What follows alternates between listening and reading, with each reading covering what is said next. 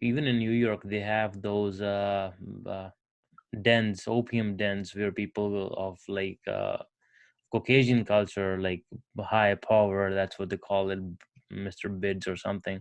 Even they were going to those dens, but then they got banned.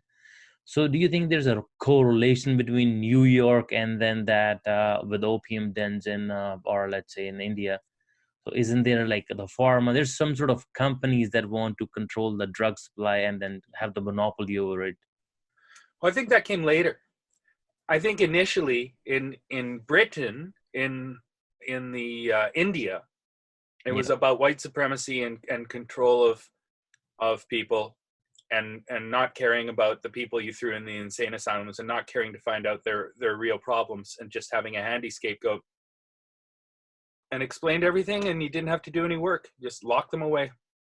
But I think and later on yeah, they realized that cannabis was a major medicine and competition against synthetic medicines. And I think then you start to see corporations work together to malign and stigmatize cannabis in newspapers. Uh, Not even just as a medicinal monopoly, but as a fuel monopoly.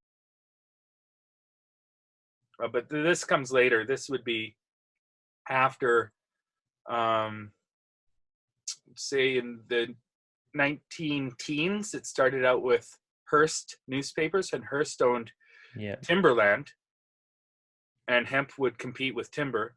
And then yeah. in the 1920s, you'd see guys like Andrew Mellon and David Rockefeller uh, have a lot of influence in what newspapers printed and what government said.